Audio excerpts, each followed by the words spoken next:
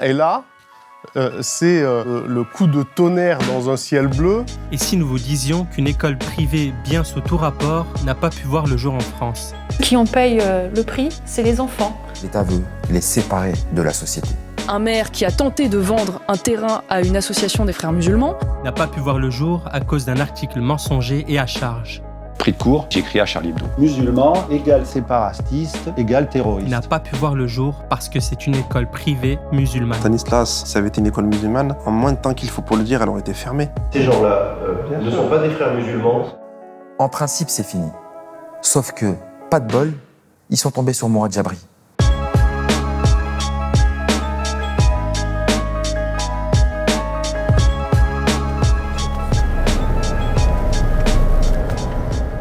Dans les locaux de la Grande Mosquée de Valence se trouve l'école privée musulmane Valeurs et Réussite. Ça va, Mustapha, tu vas bien? La forme, ça va? Une école victime du racisme et du séparatisme de l'État, selon Mourad Jabri. Mourad Jabri, chef d'entreprise dans la filière fruits et légumes, et je suis président de l'association Valeurs et Réussite qui gère l'école confessionnelle Valeurs et Réussite à Valence.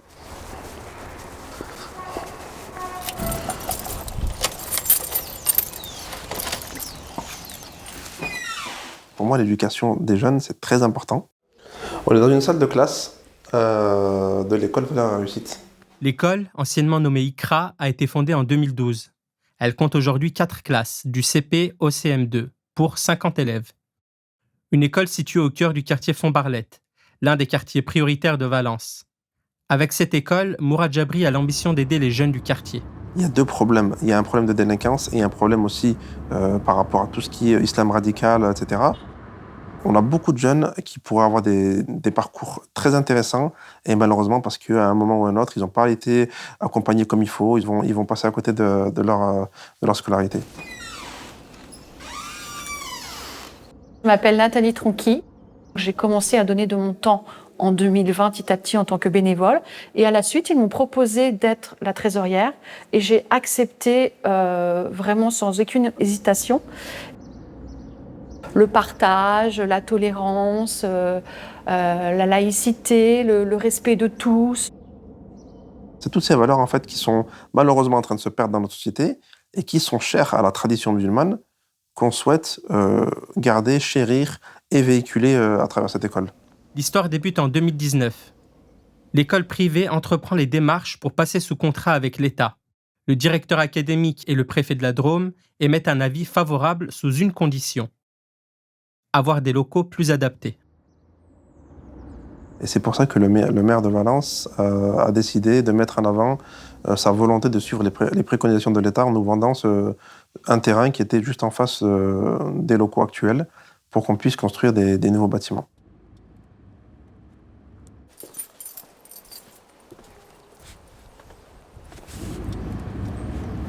On est devant le terrain. Un bâtiment qui regrouperait dans le même bâtiment, en fait, une école maternelle, un collège et une école primaire. Un bâtiment éco-responsable avec des panneaux solaires, avec une cantine bio.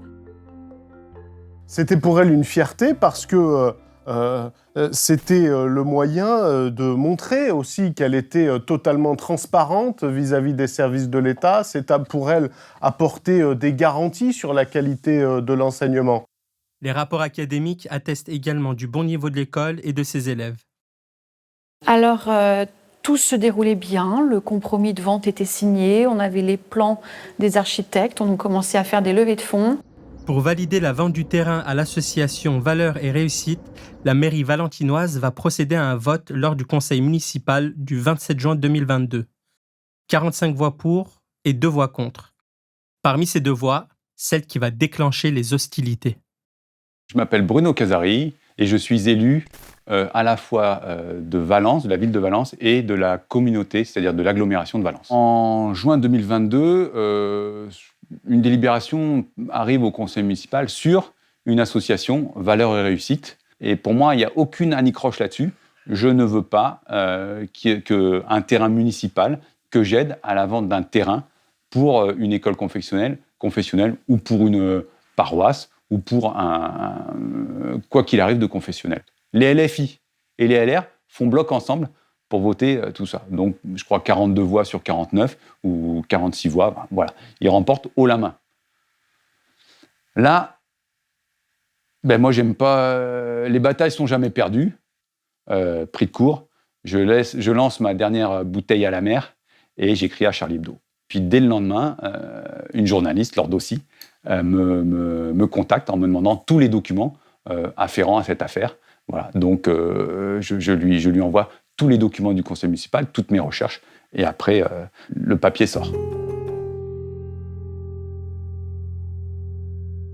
Et là, c'est le coup de tonnerre dans un ciel bleu. Bruno Casari écrit à Charlie Hebdo entre le 13 et le 15 juillet 2022. Le journal publie son enquête le 21 juillet 2022.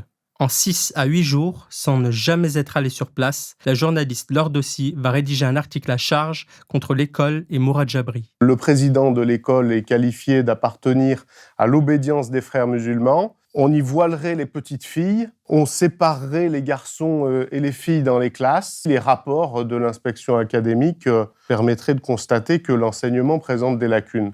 Voilà ce qui est dit dans cet article. Mon ressenti quand cet article est sorti, c'était de la colère et de la honte. Parce que moi, je suis la trésorière, donc j'ai accès aux mails, j'ai accès à la comptabilité, j'ai accès à tout de l'école. L'article de Charlie Hebdo va jusqu'à soulever l'ire de l'association La Libre Pensée. Cette même association fondée par Aristide Briand est à l'origine de la loi de séparation des églises et de l'État de 1905. Dans un article du Mécréant drômois, l'association va dénoncer un amalgame bien connu et un deux poids, deux mesures. Ce qui était particulièrement déplaisant dans cet article de Charlie Hebdo, hormis le fait qu'aucun élément n'avait été vérifié et qu'il avait été écrit sur la foi des dires du conseiller municipal dont j'ai parlé, on y trouvait un amalgame qui est d'un grand classicisme. Musulman égale séparatiste, égale islamiste radical, égale terroriste. Un amalgame qui, d'ailleurs, on le sait parfaitement, recouvre un racisme anti-arabe qui ne dit plus son nom et qui, du coup, s'est dirigé contre les musulmans. C'est une descente aux enfers parce qu'on a un article de presse qui vient anéantir le travail de toute une équipe pédagogique depuis de nombreuses années et qui a été relayé par de nombreux médias et qui a été relayé par des commentaires haineux, des milliers de commentaires haineux. Donc ça, en soi, c'est quelque chose qui a bouleversé toute l'équipe éducative, les parents d'élèves, tous ceux qui gravitent autour de l'association. Vente d'un terrain municipal pour permettre à une école musulmane de s'agrandir fait polémique. Motif, l'école est soupçonnée d'être proche des frères musulmans. Reportage à Valence, Jean-Luc Bougeot.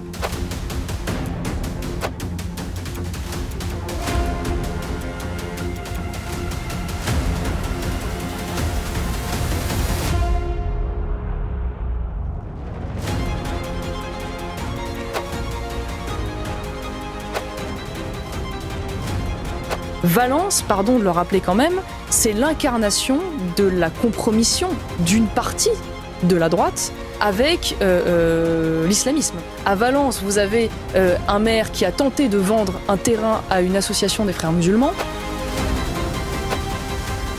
Derrière moi, vous pouvez observer ce projet de groupe scolaire de 20 classes, un gymnase et un collège qui a été soutenu par la mairie. Si je fais cette vidéo aujourd'hui, c'est pour appeler à la mobilisation des adhérents les républicains qui ne doivent pas laisser un islamo-droitiste porter la parole de leur mouvement politique.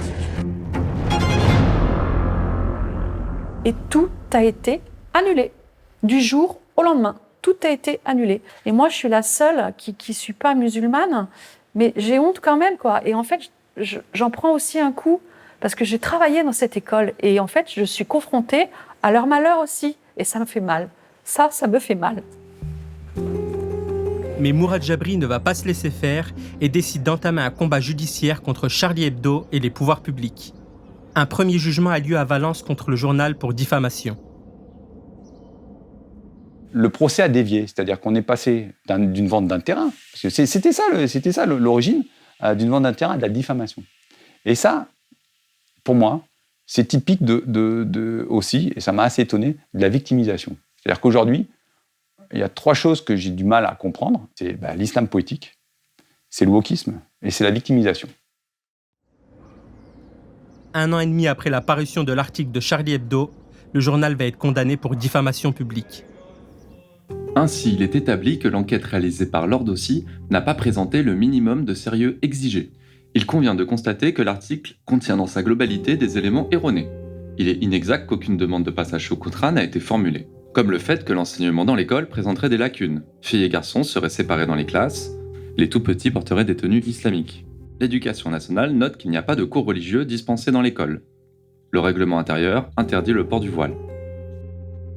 Le sujet s'est prolongé et nous avons produit un grand nombre d'attestations de chercheurs du CNRS qui mettent en exergue l'utilisation de ce terme de frères musulmans pour discriminer des musulmans. Le tribunal correctionnel de Valence a rendu un jugement, je crois, historique. Parce que c'est vrai que c'est la première fois en France, à ma connaissance, qu'une juridiction pénale considère que le fait de qualifier quelqu'un de frère musulman est bien constitutif du délit de diffamation. Mourad Jabri remporte la première bataille, mais le mal a déjà été fait et les dommages sont considérables. Le combat judiciaire continue pour Mourad Jabri, cette fois contre la mairie de Valence et la préfecture de la Drôme. On se retrouve embourbé donc dans cette affaire sur la base d'un article qui fait 240 caractères. Et là, il y a l'acharnement des pouvoirs publics. La machine étatique, elle se met en route. Et c'est fini. En principe, c'est fini. Sauf que, pas de bol, ils sont tombés sur Mourad Jabri.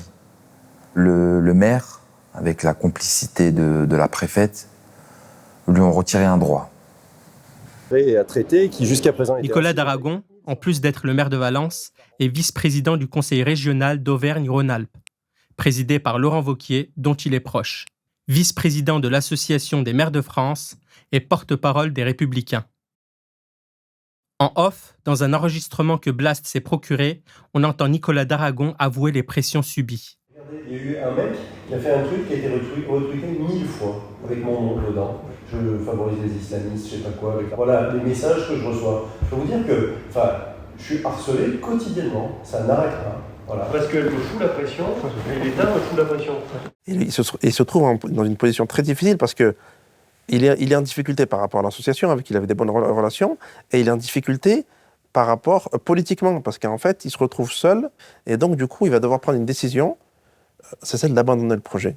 Vous imaginez bien que les services, que l'État, que la mairie ne va pas dire que c'est à cause de la radicalisation qu'on met fin au contrat, qu'ils vont utiliser un autre levier. Et en l'espace de 10 jours, il y a eu une espèce de tractation entre les deux, où ils se sont arrangés en off. Dans un échange de courrier tenu secret que Blast a réussi à obtenir, alors qu'il est déjà engagé dans un compromis de vente, le maire de Valence va demander à la préfète Élodie De Giovanni d'attester que l'école n'a aucun lien avec les frères musulmans, afin d'annuler ou non la vente du terrain. 5 jours plus tard, réponse de la préfète. Alors qu'elle affirmait dans la presse qu'aucune observation particulière n'avait été émise au sujet de l'école, en privé, elle va affirmer tout autre chose au maire de Valence. L'association Valeurs et Réussite ferait l'objet de la plus grande attention des services de l'État au nom de la lutte contre le séparatisme. Pourtant, selon Nabil Boudi, aucune enquête ne permet de confirmer ces conclusions. On s'est aperçu que le CIPDR n'a jamais été saisi. Pourquoi il n'y a pas d'enquête ?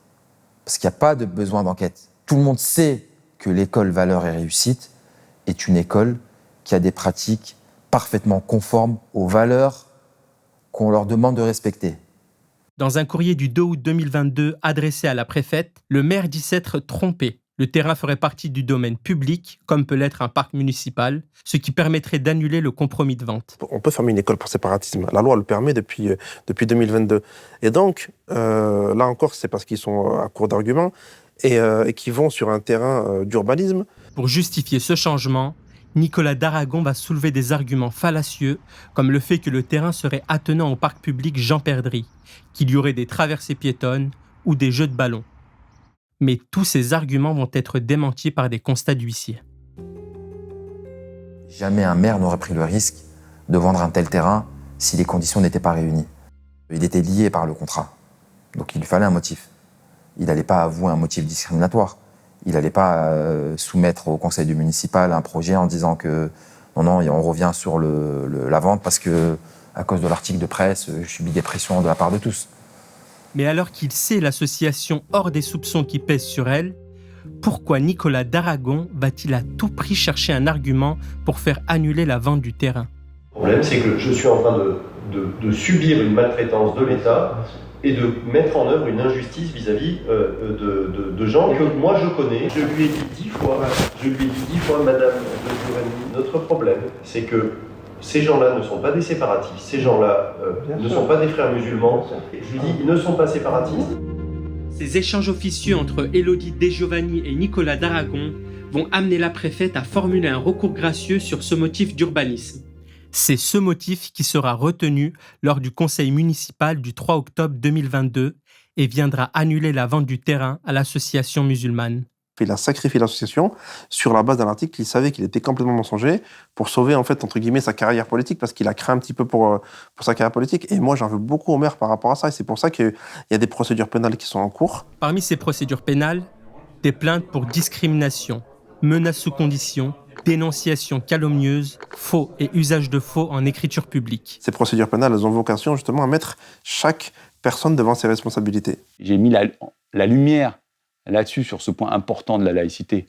Je veux bien l'entendre, mais que j'ai fait capoter la vente à moi tout seul, c'est me prêter énormément de pouvoir. Je ne suis pas un super-héros, et d'ailleurs, pour d'autres, je suis peut-être le super-ennemi, du coup, au contraire. Personne n'a eu le courage de dire « Attendez, nous sommes les services de l'État, nous sommes les services municipaux, nous connaissons ces gens, nous vous disons que de toutes les informations, de toutes les années de travail que nous avons en commun avec eux, il ne ressort pas qu'il y aurait le moindre élément inquiétant sur leur probité. » Ça pouvait être attendu, ça, quand même, de nos institutions.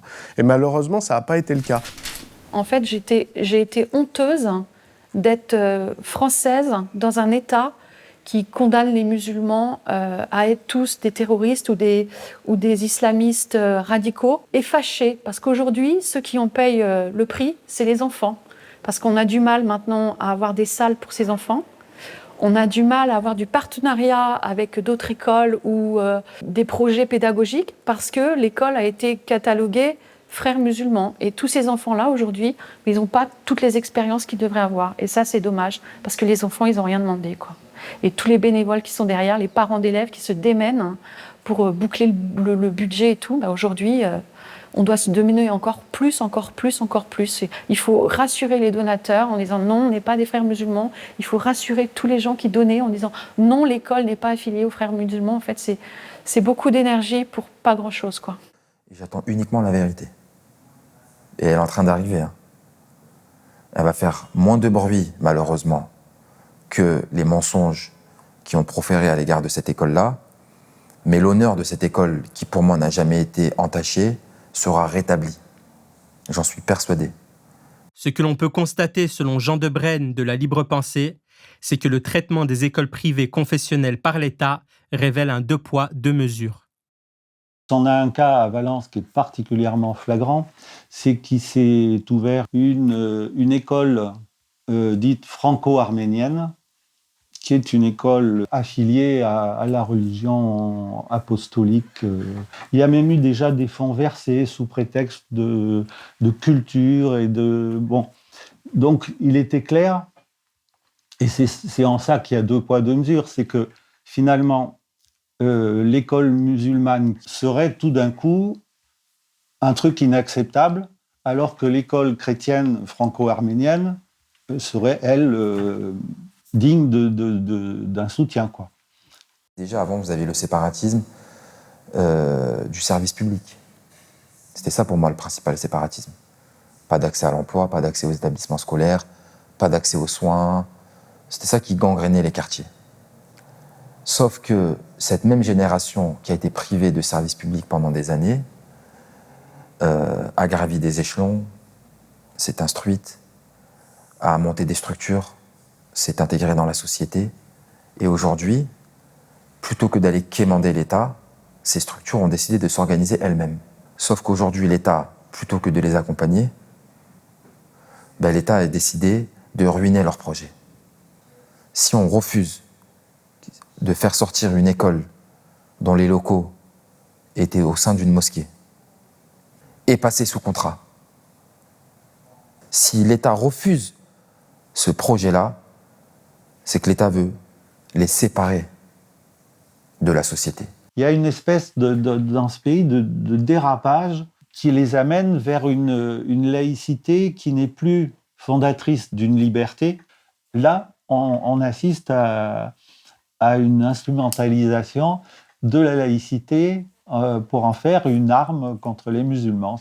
Moi, je pense, on l'a vu encore récemment entre l'établissement Stanislas, où il y avait des manquements importants et il n'y a pas eu de mesures concrètes. On sait très bien que ça avait été une école musulmane. En moins de temps qu'il faut pour le dire, elle aurait été fermée. Mourad Jabri a également porté plainte pour menaces sous condition contre le maire et le directeur général de la ville de Valence. Le jour où vous allez vouloir déposer un autre permis, si vous avez fait un recours, attendez-vous à ce que l'État soit encore là, attendez-vous à ce que la mairie le regarde différemment, puisqu'on sera en procédure. Monsieur Jabri, vous n'avez pas intérêt. Vous allez continuer à vivre sur ce territoire, à faire des affaires sur ce territoire. On va pas rentrer en guerre entre vous, l'agglo, la ville et compagnie. Vous n'avez pas intérêt à ça. Moi, monsieur Jabri, si vous faites des recours contre la ville, j'ai beau bien m'entendre avec vous, j'ai beau être de bonne foi et penser tout ce que je pense et que je vous dis depuis le début, je ne pourrai plus vous aider. Non, et si vous faites un recours contre l'État, le préfet, celui-là, ou le suivant, celui d'après, ou même dans 10 ans, dans leur tête, il y aura toujours, oui, cette association, elle a intenté des procédures contre le préfet. Donc ils vous emmerderont. Donc ça veut dire qu'à un moment, de temps en temps, monsieur Jabri, il faut se dire, mais nous, si on trouve une solution. Calme le jeu de nous-mêmes et on explique à nos ouailles que, voilà, nous, si on trouve une ne va pas y solution. arriver. Vous avez le petit Mourad Jabri qui se bat avec ses moyens, et en face, vous avez tous les services de l'État. Je lui ai dit, pourquoi vous ne reposez pas un petit peu, vous occupez un peu de vos affaires? C'est ce qu'il m'a répondu. Il m'a dit, moi, ma mission sur Terre, c'est d'ouvrir cette école. Il y a quelque chose d'assez extraordinaire dans l'énergie que déploie Mourad Jabri pour rétablir cette école dans sa dignité. Et ça, c'est peut-être avec ce type de personnalité, d'ailleurs, qu'on arrive à obtenir des résultats qui sont véritablement exceptionnels. Aujourd'hui, malheureusement, en France, on doit laver plus blanc que blanc quand on est musulman. Non seulement on doit raser les murs, on doit laver plus blanc que blanc. Et malgré tout ça, il suffit qu'il y ait quelqu'un qui vous accuse sans le moindre argument pour que vous perdiez toute crédibilité. C'est ça le malheur. À cette heure, entre les frais de justice et d'urbanisme, ce sont près de 180 000 € qui ont été dépensés par Mourad Jabri. Une plainte en diffamation a été déposée contre Marion Maréchal Le Pen. Charlie Hebdo a fait appel de sa condamnation. Un recours en urbanisme a été déposé devant le tribunal administratif de Grenoble afin que l'association Valeurs et Réussite puisse récupérer le terrain. Les plaintes pour faux et usage de faux en écriture publique, discrimination, menaces sous conditions et dénonciations calomnieuses sont toujours en cours contre les pouvoirs publics. Nicolas Daragon, Élodie De Giovanni et Laure Dossier n'ont pas souhaité répondre à nos questions.